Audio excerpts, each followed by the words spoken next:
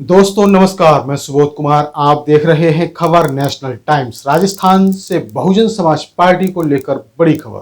BSP ने 3 सीटों पर किया उम्मीदवारों का ऐलान। क्या मायावती बढ़ाएंगी सीएम गहलोत की मुश्किलें?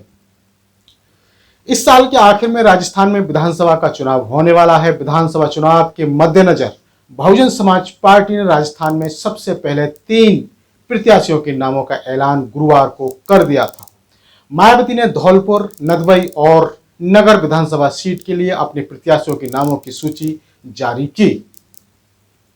आपको बता दें, साल 2018 में हुए विधानसभा चुनाव में बीएसपी को 6 सीटों पर जीत मिली थी। सवाल यह उठता है कि बीएसपी ने इन 3 सीटों पर ही अभी उम्मीदवारों के नामों का ऐलान किया है। एक बार इन सीटों के सियासी समीकरण पर एक नजर डालते हैं। क्या है ये इन सीटों के सियासी समीकरण?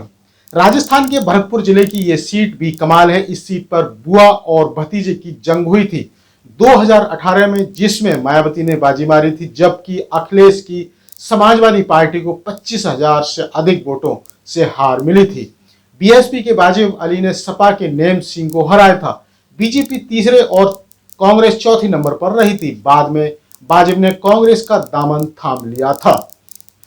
2013 में ये सीट बीजेपी की अनीता ने जीती थी। बाजिब अली दूसरे नंबर पर थी।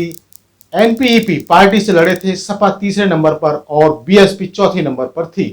2008 में भी सीट बीजेपी की अनीता ने जीती थी। इस बार लड़ाई कांग्रेस के साथ थी, लेकिन बीएसपी को भी 17,000 से ज्यादा वोट मिले थे।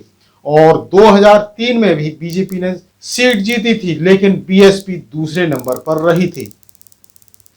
नदबई विधानसभा, इस सीट पर बीएसपी ही है जो पिछले 3 चुनावों में बीजेपी को टक्कर देती रही है और 2018 में जीत दर्ज की। इस सीट से बीएसपी ने जोगेंद्र सिंह अबाना को 2018 में अपना उम्मीदवार बनाया था, जिन्होंने बीजेपी की कृष्णेंद्र कौर को तकरीबन 4,000 वोटों से हराया था, जबकि कांग्रेस तीसरे नंबर पर रही थी। बाद में अबाना ने कांग्रेस का दामन थाम लिया था। इस सीट पर बीएसपी की मौजूदगी हमेशा से बनी हुई थी। 2013 में इस सीट पर बीएसपी के घनश्याम बीजेपी के कृष्णेंद्र कौर से हार गए थे। इस बार भी कांग्रेस तीसरे नंबर पर थी। बीएसपी को तकरीबन 47,000 वोट मिले थे। 2008 में भी बीएसपी इस सीट पर दूसरे नंबर पर थी। बीएसपी को तकरीबन 40,000 वोट मिले थे। कांग्रेस इस बार भी तीसरे नंबर पर थी। वहीं धौलपुर विधानसभा सीट पर भी बीएसपी की लगातार मौजूदगी रही थी।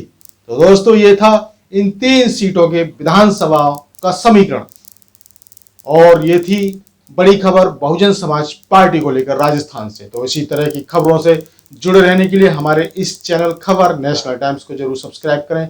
सब्सक्राइब करने के साथ ही बेल आइकन जरूर दबाएं, जिससे कि आपके पास खबरों के नोटिफिकेशन आते रहें।